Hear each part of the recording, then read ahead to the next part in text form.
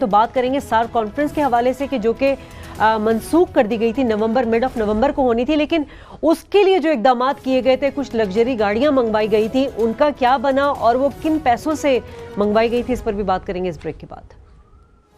Welcome back ناظرین، آپ کو یاد ہوگا کہ ساک سمٹ جو کہ بھارت کی جانب سے اس میں شرکت نہیں کرنے کے بعد ہم نے دیکھا تھا کہ دیگر ممبران بھی پیچھے ہٹ گئے تھے اور پھر وہ کانفرنس جو ہے وہ منسوخ کر دی گئی تھی۔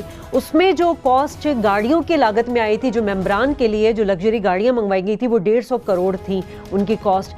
اب ہم ڈاکٹر صاحب سے یہ جاننا چاہیں گے، ڈاکٹر صاحب پہلے تو یہ بتائیں کہ کیا ضرورت ہوتی ہے کہ اتنی مہنگی گاڑیاں آپ منگوائیں وزٹ کے لیے یا ٹرانسپورٹیشن کے لیے؟ ایشو شازیہ یہاں پہ یہ آ رہا ہے کہ ہماری سیاسی قیادت، ہماری معاشی قیادت جب دنیا میں گھومتی ہے، اسپیشلی جب ورلڈ بینک والوں کے پاس جاتے ہیں یا IMF والوں کے پاس جاتے ہیں، تو ان کو مسلسل یہ کہتے ہیں کہ پاکستانی ٹیکس چور ہیں۔ میں نے اور کوئی دنیا کی سیاسی قیادت جو ہے وہ ایسی نہیں دیکھی کہ وہ جائے اور اپنے شہریوں کو باہر جا کے یہ کہے کہ ہمارے شہری جو ہیں وہ ٹیکس چور ہیں۔ یہ سچ کے بالکل برعکس ہے۔ دیکھیے، پاکستان کا ہر شہری، بچہ، بوڑھا، مرد، عورت سب ٹیکس بھرتے ہیں۔ اگر آپ کے پاس ایک موبائل فون ہے، آپ وہ استعمال کرتی ہیں، اس کا مطلب کہ آپ ٹیکس دیتی ہیں۔ اگر آپ پیٹرول کا استعمال کر رہی ہیں، ڈیزل کا استعمال کر رہی ہیں، تو اس کا مطلب کہ آپ ٹیکس بھرتی ہیں۔ آپ کوئی کھانے پینے کی چیزیں ان پہ بھی ٹیکس لگا ہوا ہے۔ تو 20 کروڑ کے 20 کروڑ پاکستانی ٹیکس بھر رہے ہیں، ایسی بات نہیں ہے۔ معاملہ یہ دیکھنے کا ہے یا صاحب کہ یہ ہمارا ٹیکس کس طرح خرچ کیا جاتا ہے۔ یہ سارک کا حوالہ جو شازیہ دے رہی ہیں، کوئی 35 لگژری گاڑیاں امپورٹ کی گئی تھیں، 11 کوئی BMW X5 سیکیورٹی پلس گاڑیاں کہلاتی ہیں، وہ 11 امپورٹ کی گئی تھیں۔ 30 کروڑ روپے کا ان کے اوپر خرچہ کیا گیا اور ایک اسپیشل SRO نکالا گیا تھا کہ یہ گاڑیاں جو آ رہی ہیں ان کے اوپر ڈیوٹی نہیں لگائی جائے گی۔ تو یہ ٹیکہ اصل میں اگر ڈیوٹی شامل کر دیں تو پھر یہ 350-400 کروڑ روپے کا ٹیکہ جو عوام کو لگ گیا ان گاڑیوں کی مد میں۔ BMW X5 50i یہ $54,950 کی ایک گاڑی ہے۔ انہوں نے 12 منگوائی ہیں، 10 کروڑ روپیہ اس کے اوپر خرچہ ہے۔ ایک اسپیشل مرسیڈیز جس کا مجھے نام پہلے نہیں پتا تھا، وہ مرسیڈیز مے بیک کہلاتی ہے، وہ کوئی ایکسٹرا لگژری ہے اندر سے۔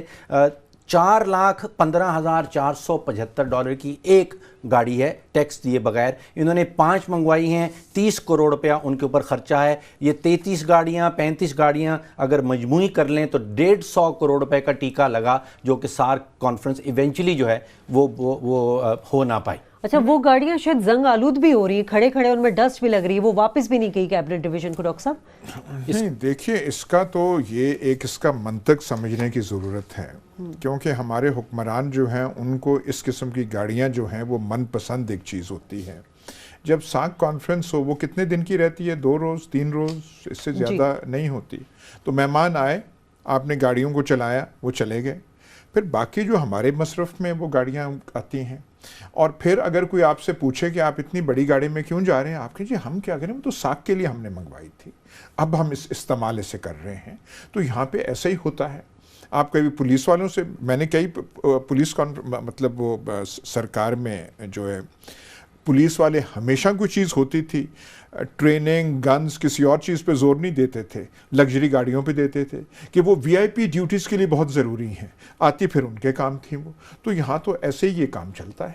ایسا پیسہ تو یہ ٹیکس والوں کا نا، جو ہم لوگ ٹیکس بھر رہے ہیں اس کو اس طرح خرچ کیا جا رہا ہے۔ اچھا، اب دوسری طرف دیکھیے کہ پچھلے 3 سالوں میں 3 پاکستانی کمپنیوں نے، جس میں PIA، پاکستان ریلویز اور پاکستان اسٹیل شامل ہیں، یہ صرف 3 سال کا خسارہ ہے 705 ارب روپے کا۔ اب کہا کیا جا رہا ہے کہ آپ اور میں اور باقی پاکستانی سارا مہینہ محنت کریں، ان کو ٹیکس لگایا جائے گا، اور وہ ٹیکس جو ہے یا گاڑیوں میں چلا جائے گا اور یا وہ ان اداروں کے خساروں میں چلا جائے گا۔ جو پاور سیکٹر کا 3 سالہ، صرف 3 سال کی بات ہو رہی ہے، جو پاور سیکٹر کا 3 سالہ خسارہ ہے وہ اس میں شاید غلط لکھا ہے، وہ 400 کچھ ارب روپے کا خسارہ پاور سیکٹر کا آ رہا ہے، اور 705 ارب روپے کا خسارہ صرف ان 3 ریاستی اداروں نے انکر کیا ہے پچھلے 3 سالوں میں۔ یہ ہیں ہماری ٹیکس کی رسیٹس۔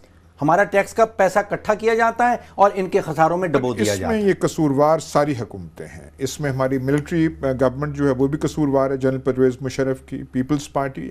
جو ڈیسیشنز آپ کو لینے چاہیے، جس میں تھوڑی سی آپ کو ول دکھانی چاہیے، ہمت دکھانی چاہیے، وہ آپ کرتے نہیں ہیں اور اس کو پوسٹ پون کر دیتے ہیں۔ سٹیل مل سے چھٹکارا جو ہے جنرل مشرف کے دور میں لینے کی ایک کاوش اور کوشش کی گئی، اس میں آڑے کون سی آ گئی؟ Supreme court. اور جو ساگا سپریم کورٹ کا شروع ہوا تھا، جو پھر آخر میں منتج ہوا اس پہ لائرز موومنٹ پہ، شروع اسٹیل مل سے ہوتا ہے۔ وہاں فیصلہ کیا گیا اور اس میں میڈیا کا بھی ایک رول ہے۔ ایسا ایک ایٹماسفیئر بنایا گیا کہ دیکھیں جی وہ دے رہے ہیں، اس کو دے رہے ہیں، حالانکہ جو ماہر معاشیات تھے تب کہتے تھے کہ اس اسٹیل مل کو 1 روپے پہ بھی آپ 1 روپیہ قیمت رکھ کے بھی بیچ دیں تو قوم کا فائدہ ہے۔ لیکن ایسا اس وقت ماحول بنایا گیا، ایسا ڈھنڈورا پیٹا گیا کہ بات پھر گئی سپریم کورٹ میں، اور جو تب کے جو چیف جسٹس تھے ان کی جو پاپولزم ہے وہ اس پہ جو ہے وہ اڑے آ گئے۔ میں نجکاری پہ بالکل اختلاف نہیں کرتا ہوں آپ سے کہ 1 روپیہ میں بیچ دیں، ہمارا نقصان جو ہے وہ کم رہ جائے گا۔ یہاں پہ ایشو یہ تھا کہ نجکاری غلط طریقے سے کی جا رہی تھی۔ سٹیل مل کے ساتھ اس کے بہت سارے جو ریل اسٹیٹ کے اثاثہ جات تھے، جو بہت ساری زمین خالی تھی، وہ بھی مفت میں دی جا رہی تھی ساتھ۔ سر مان لیا تو نجکاری تو ضرور کرنی ہے، لیکن نجکاری کا طریقہ کار ٹھیک کرنا۔ سر یہ دیکھیں نا، یہ مسئلہ 2006 کا ہے، 2006 اور آج 2016 ہے، 10 سال بیت گئے ہیں۔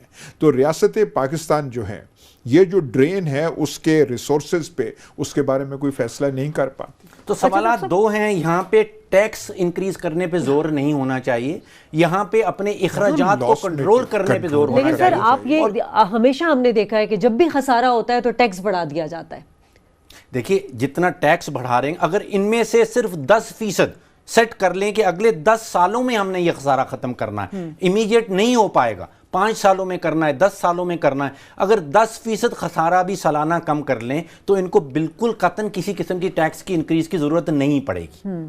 ٹھیک ہے۔ اچھا ایاز صاحب، کیا عوام کو پتہ ہے کہ وہ جو ٹیکس دے رہے ہیں اس سے یہ لگژریز گاڑیاں آ رہی ہیں، اس سے ہمارے حکمران جو ہے وہ غیر ملکی دورے کر رہے ہیں؟ سر صرف یہ بات نہیں ہے، یہ جو سارا کا سارا جو ریاست پاکستان ہے، اس میں جو ہماری معاشی پالیسیز ہیں، باقی جو ہیں وہ تو بس سارے کہتے ہیں، اس میں تو کوئی شک کی بات نہیں ہے کہ جو مراد یافتہ طبقات پہلے ہی ہیں ان کا فائدہ اور نفع زیادہ ہوتا ہے۔ جتنا آپ کو ٹرانسفر ریسورسز کرنے چاہیے عوام کی بہبود کے لیے، جس میں آتا ہے صحت آتی ہے، تعلیم آتی ہے، اتنا نہیں ہوتا جتنا ہمیں کرنا چاہیے۔ جو پرائیورٹیز ریاست کی تعلیم، صحت اور ہیومن ریسورس بیٹرمنٹ میں ان کے فائدے میں ہونا چاہیے، وہ بالکل یہاں پہ نہیں ہے۔ جمہوریت کا جو بنیادی ستون ہے وہ تو اس لیے جمہوریت رکھی گئی کہ 1 مین 1 ووٹ، تاکہ زیادہ سے زیادہ لوگوں کا فائدہ ہو اس قسم کی ریاست بنانے میں جمہوری عمل کے دوران۔ تو یہاں پہ تو 20 کروڑ پاکستانیوں کا تو کہیں بھی فائدہ نہیں سر ہو۔ دیکھیں، جمہوریت آپ بہت سارے ملکوں میں ہے، جو روس کی ڈسٹرکشن ہوئی تھی، یلٹسن جب پریزیڈنٹ تھا وہ منتخب شدہ صدر تھا اور اس نے روس کا بیڑا غرق کر دیا تھا۔ تو جمہوریت میں تو بہت ڈاکے بھی ڈلتے ہیں۔ جمہوریت میں ہٹلر بھی الیکٹڈ تھا، 2 دفعہ ہٹلر بھی تو الیکٹ ہو کے آیا تھا۔ وہ تو آیا تھا، لیکن اس کی وہ جنگی شنگی کے علاوہ اس نے 1933 سے لے کے 1939 تک جرمنی کے لیے کیا بہت تھا۔ سر اس کے بعد کیا کیا اب یہ جو ہے چیز آپ کسی امریکن ٹیلی ویژن یا برٹش ٹیلی ویژن پہ آپ کہہ نہیں سکتے تھے۔ ہٹلر جب 1933 میں آیا تھا تو چند ہی مطلب تھوڑے سے عرصے میں وہاں ان امپلائمنٹ بہت مسئلہ تھا، ان امپلائمنٹ جو ہے امپلائمنٹ عام ہو گئی اور کوئی ان امپلائڈ جرمن رہا نہیں تھا۔ اب پر وہ آپ کہہ نہیں سکتے، کیونکہ آپ کی بات ٹھیک ہے، 39 کے بعد اس نے کیا کیا تھا، جیوز کے ساتھ کیا کیا تھا، پوری دنیا کو کیا اس نے کیا تھا، وہ اور بات ہے۔ لیکن جو اکنامک پالیسیز ہیں جمہوریت کے تحت، آپ لوٹ مار کر سکتے ہیں۔ یہ ایسٹ ایشیا میں یہ پریزیڈنٹ مارکوس جو تھا وہ بھی الیکٹڈ لیڈر تھا۔ ساؤتھ امریکہ میں آپ کو بہت سارے ملیں گے جو الیکٹڈ لیڈرز تھے۔ ہمارے جو ہیں یہ سری محل اور یہ جو مے فیئر فلیٹس ہیں، یہ ساری جمہوریت کے شاخسانے ہیں۔ یہ تو جمہوریت رینٹل پاور کو نہ بھولیے گا۔ افسوس کی بات ہے کہ ہمارے جو جمہوریت کے یہ سارے کے سارے شاخسانے ہیں، ہمارے جو الیکٹڈ لیڈر ہیں وہ صرف اپنا بینک بیلنس بنانے میں اور حکومت عوام کی جتنی بنیادی سہولیات ہے اسے نظر انداز کرنے میں مصروف ہے۔ پروگرام سے شازیہ خان، ڈاکٹر فاروق سلیم، ایاز امیر کو اجازت دیجیے۔ اللہ